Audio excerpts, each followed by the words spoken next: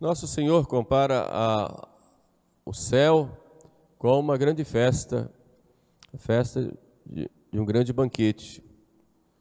Na verdade, o livro do Apocalipse, quando fala do céu, fala dessa festa nupcial da noiva e do cordeiro. A noiva, a igreja, e o cordeiro, o próprio Jesus Cristo. É nesse sentido que Jesus fala que nós somos chamados para esse banquete, o banquete do seu Filho, o Rei aí é o Pai, que nos chama para o banquete de seu Filho, que é Jesus.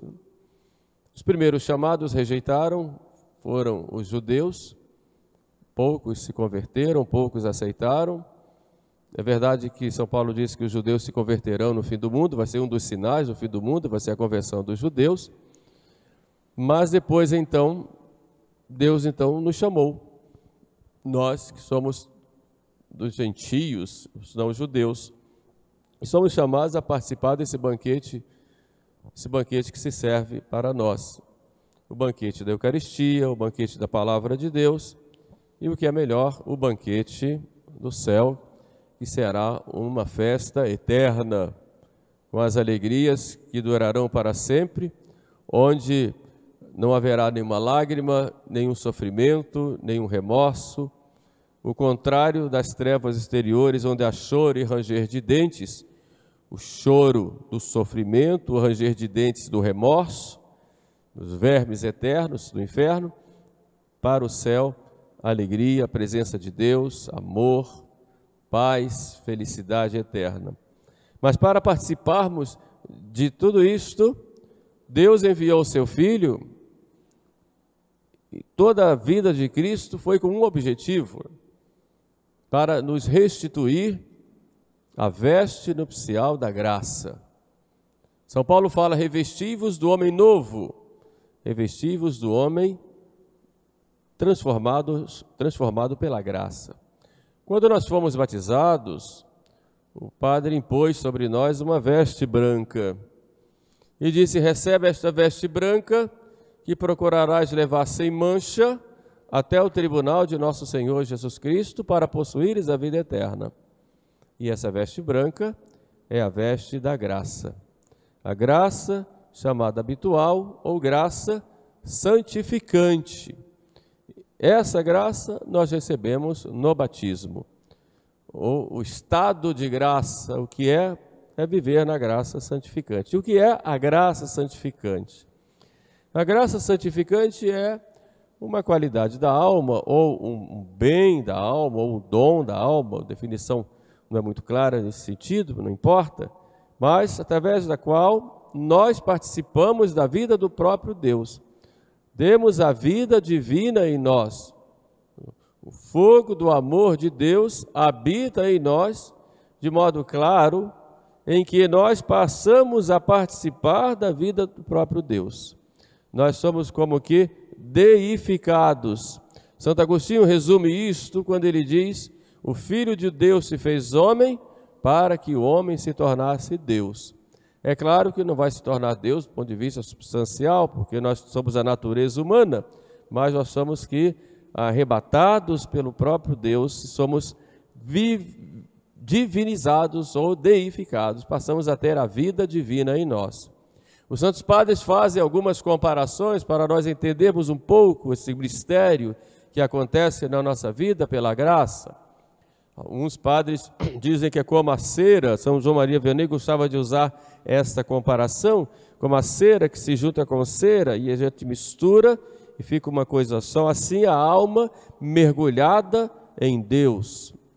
Ou os outros padres usam também a comparação do fogo, que nós já usamos aqui, o ferro que vai ao fogo e fica tão penetrado pela chama do fogo que ele fica facilmente moldável e incandescente, de modo que não se distingue fogo e ferro. Assim é a alma que está na graça de Deus. E quem nos promete isso é o próprio Jesus Cristo, quando nos diz, aquele que me ama, meu Pai o amará, e nós viremos a Ele, e nele faremos morada. Portanto, viver na graça de Deus, ou ter a graça de Deus, a graça santificante, significa ter Deus morando em nós de modo especial, como no seu próprio trono, como e espargindo sua luz sobre nós. Santa Teresa compara a alma a um castelo de cristal, que quando está na graça, do centro desse castelo é como se uma luz fulgurante saísse, que é a luz do próprio Deus, e iluminasse todos os cômodos desse castelo, ou seja, iluminasse toda a nossa existência, toda a nossa vida. É exatamente uma alma, comparando, é claro, uma alma em estado de graça. E por isso, nós trazemos o próprio Deus em nós. É tão significativo isso, temos o exemplo de Santo Inácio de Antioquia, que era um bispo que foi condenado a morrer, jogado às feras. O imperador vai a ele e xinga e diz: você é um miserável. Ele disse: não chame de miserável aquele que traz no seu próprio corpo, que traz em seu corpo o próprio Deus. Ele diz: mas como pode você trazer o próprio Deus em seu corpo? Ele diz: eu trago Deus em mim. Por quê? Por causa da graça. A graça. Por isso pode matar o corpo, mas essa graça ninguém tira. É como uma grande luz dentro de nós. É uma outra comparação que Jesus faz: nós somos como que enxertados como um galho no tronco. E assim como o galho do tronco recebe a seiva, assim nós que estamos, quando estamos na graça de Deus, com a graça santificante, recebemos essa seiva da graça que nos traz o próprio Jesus Cristo. Por isso nós não temos medo se vêm os problemas, nada temerei se o Senhor está comigo. Se vem o inimigo me perturbar, o demônio que faz de tudo para tirar de mim a graça, o Senhor é minha fortaleza, como nós dissemos no início da missa. Quia tu és Deus, fortitudo meia, porque Deus, Senhor, és a minha fortaleza. Porque eu devo andar triste, porque a minha alma se aflige quando o inimigo vem contra mim, porque eu estou na graça de Deus. Por isso Deus é minha alegria, Deus é minha fortaleza. Não temo nada, porque Deus está comigo. Assim é com aquele que está com a graça de Deus. Mas nós carregamos esta graça em vasos de barro.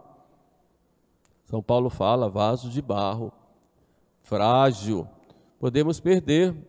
Basta um pecado mortal para já se perder a graça.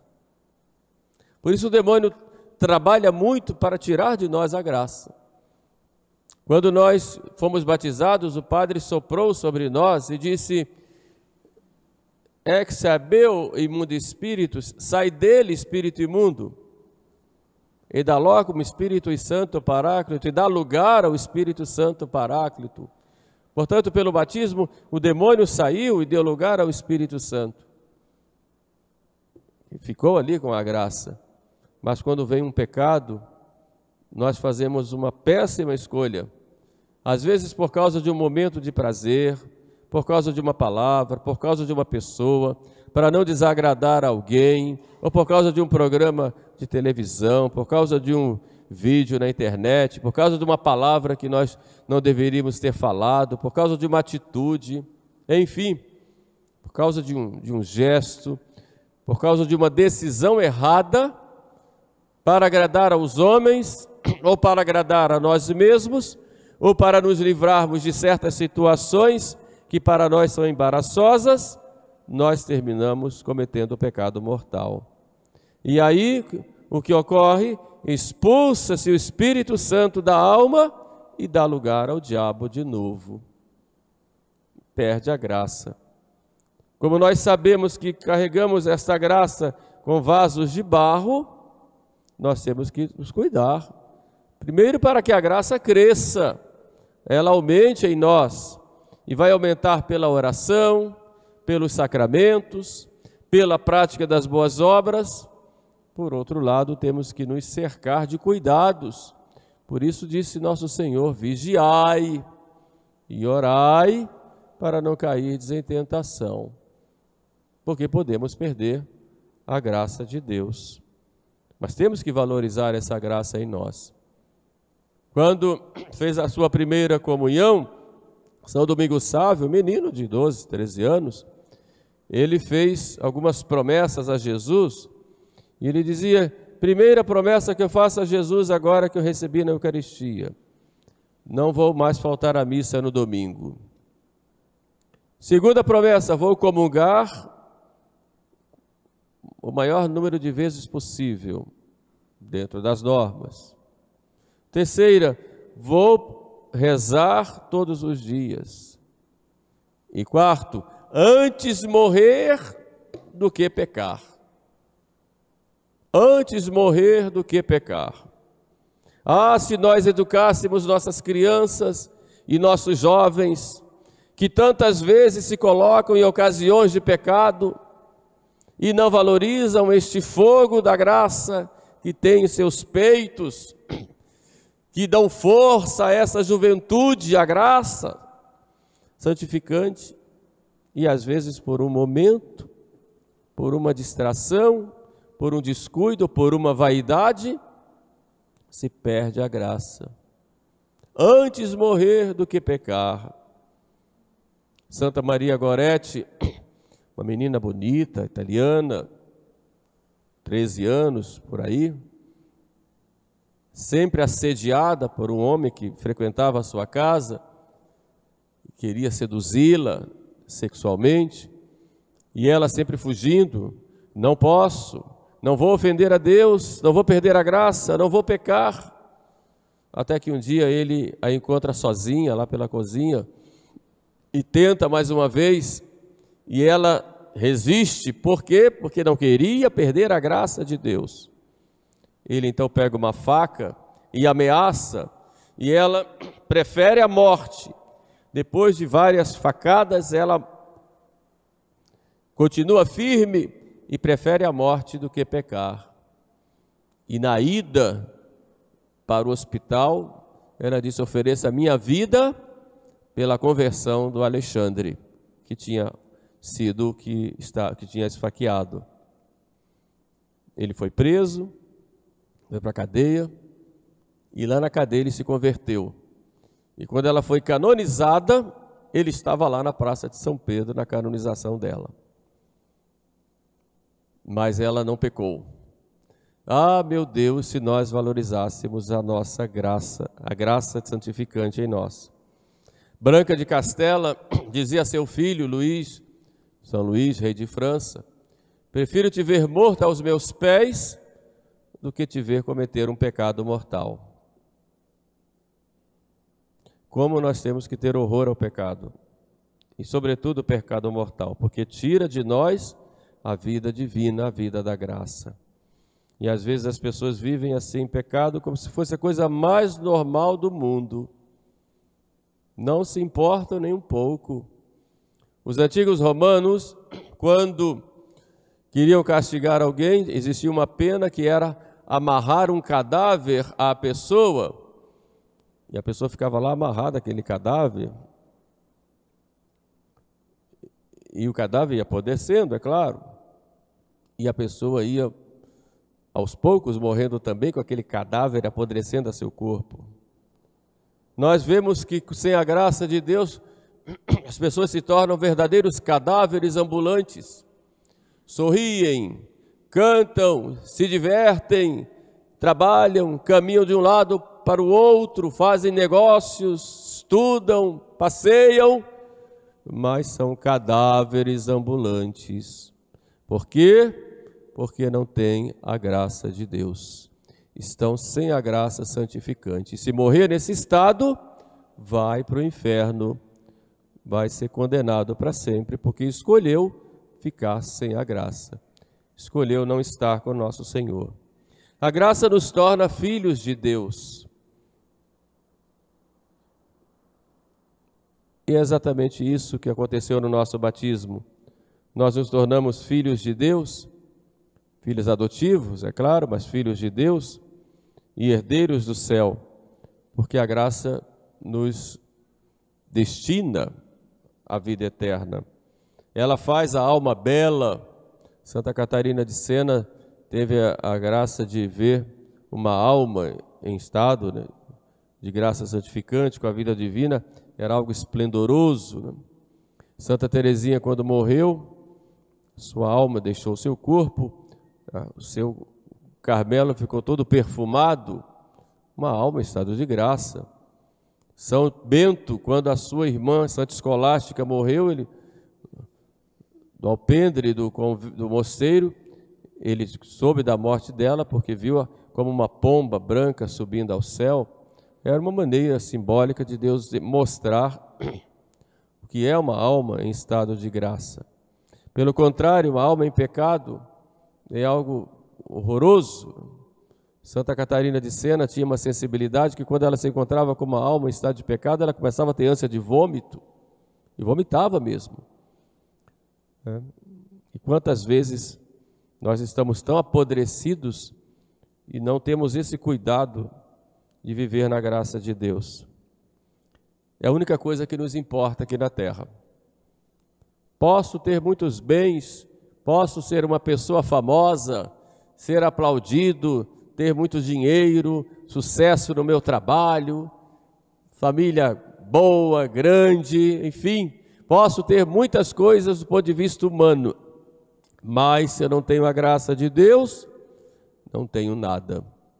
Sou um pobre, sou um miserável. Se eu não tenho a graça santificante, não tenho nada. E o estado de graça é o estado normal do cristão. O estado de pecado é o estado anormal. Por isso nós temos que ter muito cuidado para não perdermos a graça de Deus. Nos contatos com as pessoas, nós somos responsáveis uns pelos outros, também para não darmos escândalo e não levarmos as outras pessoas a se perderem. Quantas vezes um namoro, por exemplo, um casal bom, católico, quer viver bem, e porque não existe esse compromisso com o outro, de valorizar a graça de Deus no outro, às vezes, por um momento de tentação, começa a tentar a outra parte, a pecar. Isso acontece no casamento, fora do casamento, enfim. Além de ofender a Deus, leva o outro a ofender também, e o outro perde a graça. Então comete um pecado duplo aí, porque você peca e leva o outro a pecar, o pecado de escândalo. Quantas vezes uma mulher andando mal vestida na rua, com roupas sumárias, mínimas, indecentes, levam uma pessoa a pecar, porque olha e deseja. Se olhasse a mulher bem vestida e desejasse, aí seria só dele o pecado, mas se não, se ela provoca, então tem que ter esse cuidado, essa responsabilidade com o outro, para não levar o outro a pecar. Nesse tempo agora de pandemia, fala-se tanto da responsabilidade que nós temos que ter uns com os outros, para não nos contaminarmos mutuamente. E a contaminação do pecado, será que temos o mesmo cuidado? De com as nossas atitudes ou omissões, nós também não levarmos o outro ao pecado? Temos que refletir sobre isso, não é? A imitação de Cristo nos resume tudo, quando diz: dai-me, Senhor, a vossa graça, que só isto me basta. Só isso me basta. Portanto, peçamos a Deus, nosso Senhor, para conservarmos sempre a graça santificante em nós, com todo cuidado, com a vigilância, com a oração, e sempre procurando fazer crescer essa graça, para não perdermos. Repetindo, sabendo que temos em vasos de barro e que podemos perder. Por outro lado, devemos olhar as pessoas com um olhar sempre de misericórdia, nunca julgando-nos uns aos outros e procurando rezar uns pelos outros, para que todos nós busquemos viver na graça de Deus. Um cientista chamado Arquimedes dizia que se me dessem uma alavanca que eu pudesse colocar fora do planeta, eu conseguiria mover o planeta. Alguns intérpretes, fazendo analogia, dizem, esta alavanca é a graça. Se nós conseguirmos que o povo viva na graça de Deus, os problemas todos estão solucionados. E os problemas existem exatamente por isso, porque não se busca viver na graça. Então peçamos a Nossa Senhora, que é a Mãe da Divina Graça, que ela interceda por nós para conservarmos em nós a graça santificante, e se nós a perdemos, que busquemos o confessionário, busquemos reaver essa graça, para que assim possamos um dia estarmos no grande banquete do céu. Louvado seja nosso Senhor Jesus Cristo. Para sempre seja louvado. Creio